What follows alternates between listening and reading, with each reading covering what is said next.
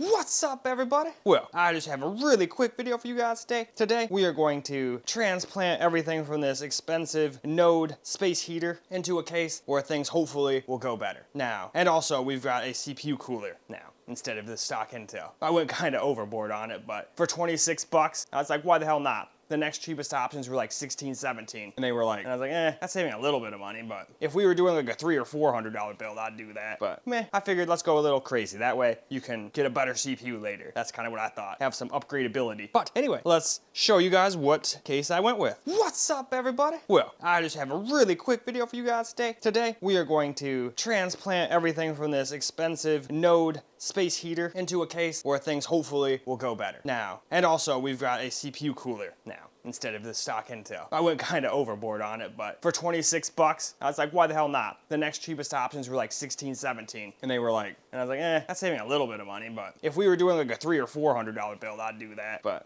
I figured let's go a little crazy. That way you can get a better CPU later. That's kind of what I thought. Have some upgradability. But anyway, let's show you guys what case I went with. All right, here's the case we decided to go with. It's a Cooler Master Masterbox Q300L. I'm sure plenty of people have seen this. It's a kind of old case by now, but I figured it'd be perfect. It's cheap. It has good airflow. If you add some extra fans, which just get some $20 Arctic fans. That's what I always do. So even with all of the fans and all of that stuff, this is still this in the cooler. Add some fans. It's still like, I think $14 or $15 cheaper than it was. Not a huge downtick in price, but hey, at least we didn't make it more expensive like I had originally thought. I was sitting here thinking, dude, logically you got all that for free and you put a price on something. You'd just return the case if you were buying this and it didn't work out. Or not get it in the first place if you were picking your parts out. Be like, no, we're not gonna get this. This is too powerful. It will overheat in here, you know? So why don't we now just take a quick look around the thing for people who haven't seen it. Obviously, most people have probably seen this by now, so it'll just be a quick little overview, but I still like doing that whenever I get a new case or something like that. So on the side, we've got ourselves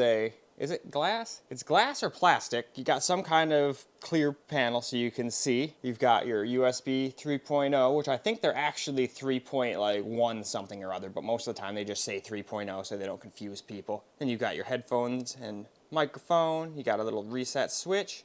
You got your power button. And then up there you got a little hard drive activity LED, which hard drives aren't a thing, so I guess you'd call it your M.2 or SSD activity LED now. You see, you got a little fan, one little 120 in the back. I think that's all you get stock. So that's why I said get some extra fans if you're gonna have some more powerful components. If you're just gonna have like a little APU system, I think that one fan will probably be fine since it's all mesh. But they kind of fool you. They make it seem like it's gonna be super crazy high big mesh, but they hide it behind that, and then, you know, it's still good, but it's not as meshy as you would think. Same thing with the front. See, there's mesh holes there, but most people would be expecting way more airflow than that. So, and then you got some on the bottom too. And it's got, obviously, as I just showed you, it's got dust filters and stuff. But if you don't like them, you can just take them off. I'm gonna leave them on because I don't want my shit getting dusty. And B, I think it looks a little weird without them, to be perfectly honest. But let's take a quick look at the front. Sorry, Misty. Of course she's in the computer case box. So there's the front of the case. You've got your little Cooler Master logo there. I keep forgetting I don't have autofocus on. There's the front of the case. It still has a plastic on. Now here's the other side of the case. It's got little feet on it because you can also set it down like I have the Node, but I'm gonna leave it upwards like this. Alrighty. And then last but not least, let's see, can I turn this around without knocking it off the table? Can we do it? I think we can do it. Hell yeah, we can. And then there's the rear exhaust fan, your I/O shield placement. You've got 4 expansion slots in this case, and then you have a power supply spot. And I just realized I have a small form factor power supply. I don't know how I'm gonna get that to work, but we'll think of something. Hopefully there's some bracket in there where you can use small form factor or normal size. If not, I'll have to go lose money and go get a new power supply. Actually, no, knowing me, I'm just gonna throw the thing in the bottom and not give a shit. I'm just gonna be perfectly honest, because we're trying to save money with this build. I'm sure I could bolt it down at least with one screw to hold it in place, you know. But other than that, I think we're basically done. I mean, I already showed you the top, but we can go over a quick flyover real quick. And then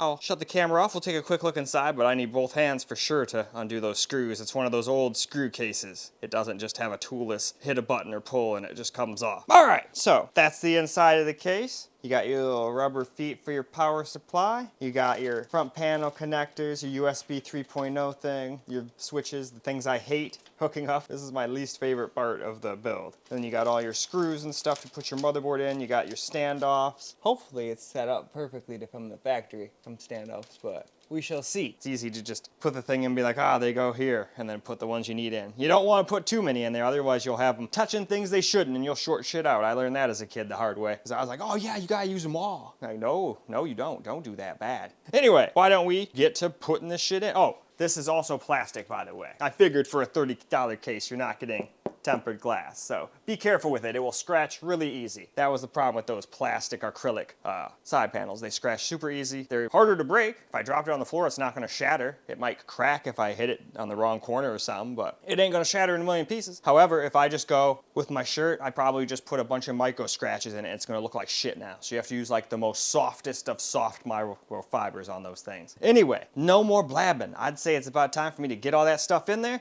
and then we'll show you guys what it looks like when it's all done. Since everyone's seen this case and it's not like a brand new from the ground up new build, I figured nobody wants to watch me do a montage of 20 minutes building the thing, so we'll just cut right to me being done, I think. Well, alright, just a quick little update. We've gotten pretty far here. I got scared I wasn't going to be able to install my power supply. It looks a little funny, but it fits. They give you two things and this bracket comes out. We're good. Because I looked down there and I was like, how am I supposed to get my screwdriver in there? But then I saw those, I was like, I'm just going to try unscrewing those. As usual fashion, I'm not using any instructions whatsoever. Just doing what, like, most stereotypical men do. But I find it more fun that way. If I get into trouble, I will definitely look at them. But unless I feel like I need them, I ignore them. But let me take you guys off here real quick.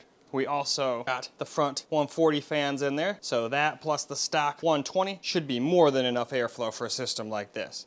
And we've got all of the stuff out of the way. I was just about ready to install the new cooler, which I guess I should show you guys. I did not show you guys that yet, so let me set you guys back in your little holster and hope that it doesn't fall out. There we go. We went with, if I can find a spot to set the plastic thing down without scratching it. There we go. ID Cooling. FROZN A620 Pro SE. I got this for 26 bucks on Amazon. Now I know it's overkill as fuck for that 10400F, but the next cheapest ones were like 20, 17, 18. So I was like, fuck it, 6 bucks. It's not like we're doing a $300 or $400 build. Then I would be cutting every little penny I could.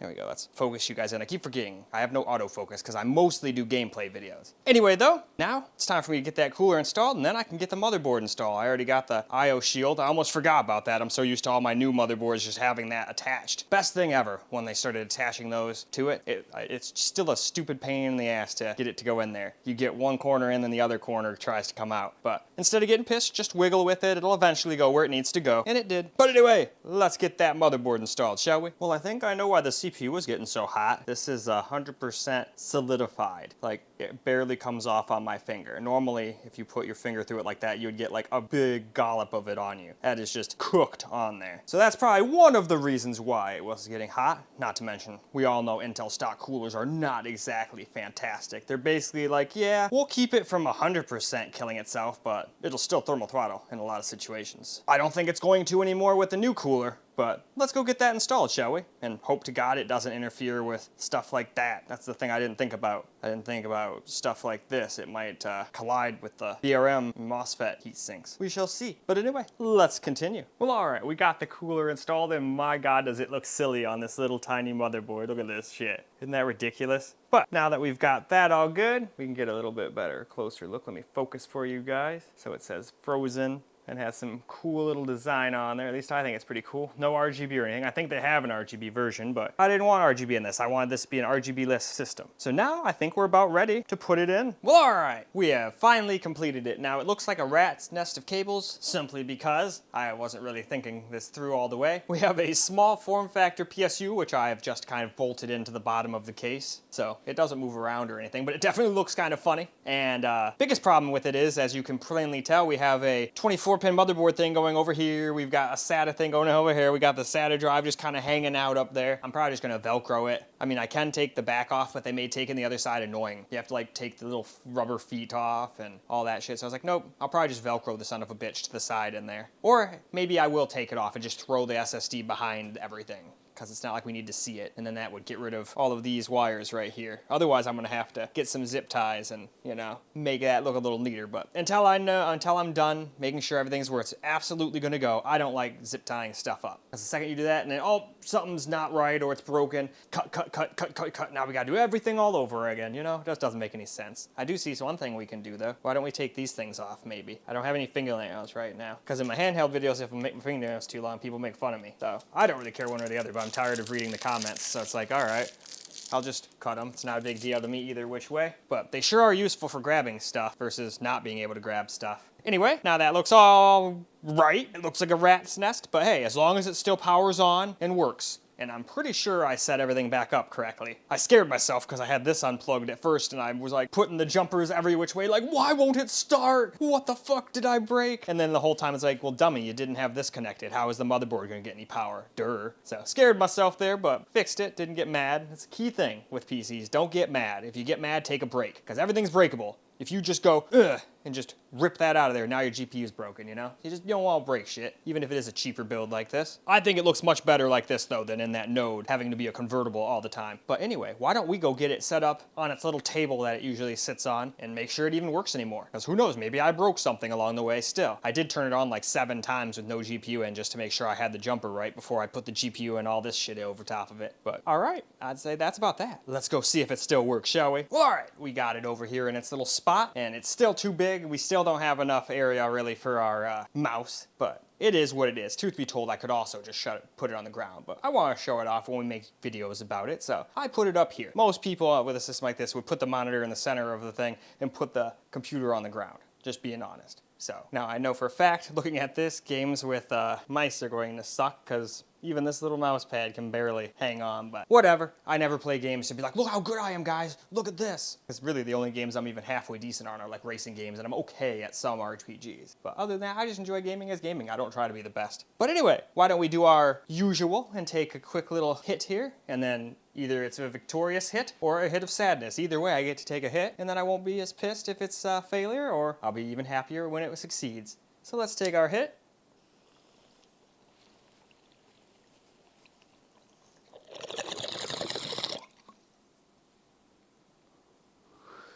I would have used a cool lighter, but it's out of fluid. So let's see if it works. Well, I hear it. I hear fans. Hey! I didn't break anything.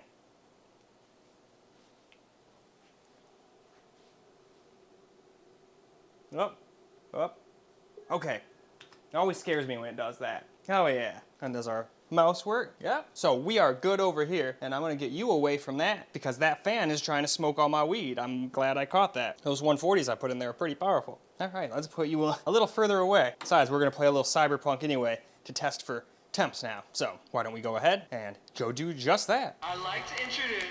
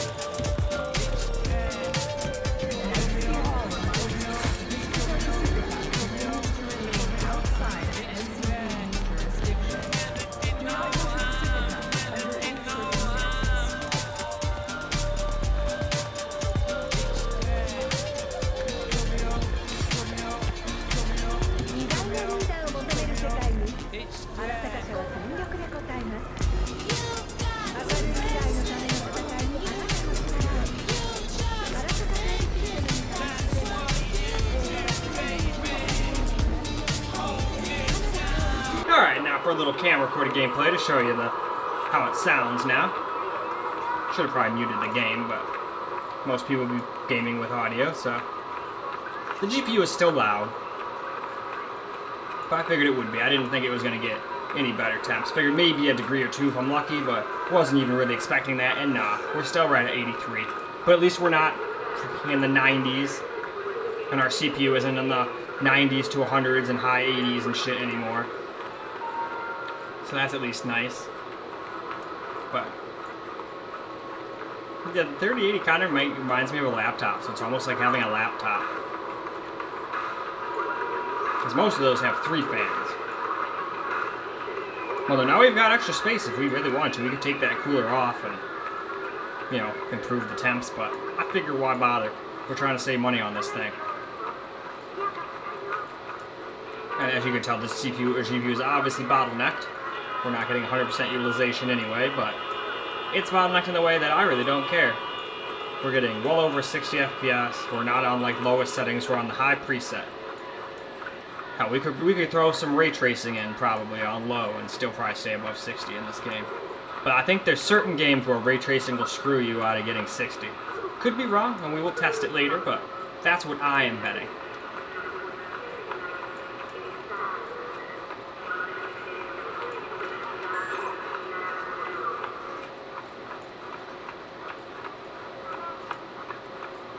Holy trash.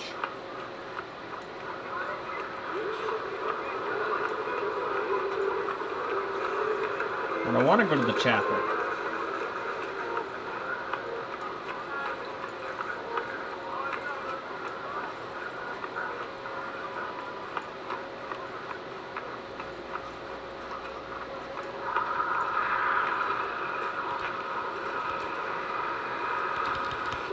Oops. I thought I could grab hold of the sign. I died. No big deal, though. Now we'll get to see how quick it loads and all that stuff. I was kind of worried that the SATA drive would kind of like make it take forever to load games and stuff, but it's really not that far behind modern systems in that regard. Like maybe an M.2 modern system would have done that like 2 seconds faster, which is measurable, but unless you got them side by side, nobody's really going to care. It's not like this was like, oh my god, I could have made a sandwich in the time it took to reload, you know? And it doesn't seem to have massive stutters. There was like one big stutter I saw the whole time I've been playing. Other than that, it's been pretty much butter. Yeah, this is awesome. And I gotta go add up how much this thing costs now that we got everything we need for the most part. Well, all I need is some extensions, and I'm just gonna go get some cheapo ones off Amazon. Not so cheap that we're gonna be having a fire hazard, but not no cable mods either. We'll probably go with like a $13 option, not the $5 option, you know? But all in all, we should still be like $14 to $16 cheaper than it was before. And it was already like, I think, $680 or $690 or something like that, or like barely over $700. No, it was like $680, I think, before. Now it should be like $660. $670, something like that. But I'll add it all up and tell you at the end.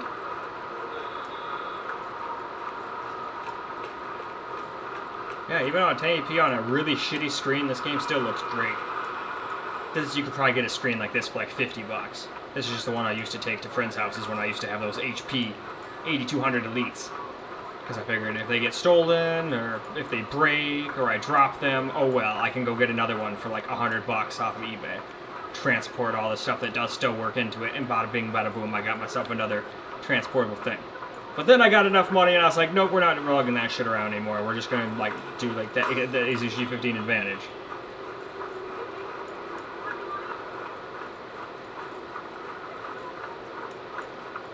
And now I can just waste amounts of money on systems like this just to make you guys content.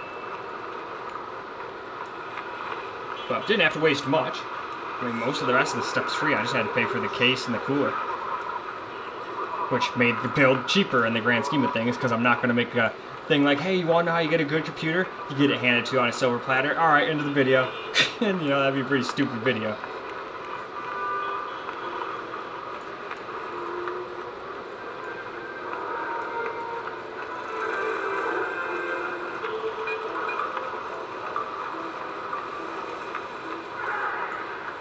Alright though, I think that's more than good. I'm gonna go do me some additions, and then we'll come back and wrap the video on up. Well, alright guys, that's a wrap for this video. We have fixed most of the issues. The GPU, unfortunately, didn't really get any cooler. I wasn't really expecting it to though. After taking the lid off that node, I figured 82, 83 was about just what it was gonna be. And maybe it needs a repaste, but I'm willing to bet that's probably just how that GPU is. Unless you have it in a really, really, really cold environment. And it's not cold in here right now, it's 77, so. It's wintertime, so I keep it toasty. I have absolutely about no body fat on me. I'm all muscle and bone. So I'm not good for cold climates, yet I live in Michigan. Not exactly the smartest thing, but I like my hand mitten state. I'll never leave. Anyway though, it may not be the prettiest case, it may not be the best wiring management, but by golly do we have one hell of a good deal for a gaming rig right here. And how much does it cost, all in all, with the mouse, peripherals? Only thing I'm not including is the monitor, because I figure you can just use your TV, an old one you had lying around, but if you need a monitor, you can add an extra 50, 60 bucks. You could get one of these off Craigslist or something, and it's still 1080p at least.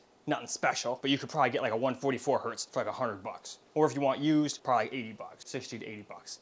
I'm willing to bet. Hell, you might even be able to get them new for that price now. 1080p is, they're trying to get rid of it, but it's still a great resolution if you're on the right size screen. Anyway, this whole endeavor costed, I took a picture on my phone so I wouldn't forget, $667.94. So under 700 bucks by quite a little bit. It's not one of those, haha, it's 699.99, haha, it's under $700. Not one of those builds. We're quite a bit under that. And yet it's not a complete royal pile of crap. It's played every game I've tested on it so far to be at least over 60, and on something like this you cannot expect to get 4K Ultra all the time and all that stuff. You could even probably do 1440p in some games, but I feel in certain games that 10 gigs of VRAM might fuck you over. But for 1080p, for 99% of games, you'll be fine. There are still probably a couple games out there that even 10 gigs isn't enough for those. Because I remember even my 12 gigs on my G50 Advantage was sitting there getting to the 11s, and I'm like, ooh, shit. But then I'm sitting here thinking, wait. What if it's just allocating that? Sometimes games just allocate a shit ton more RAM than they actually need. Especially if you have resizable bar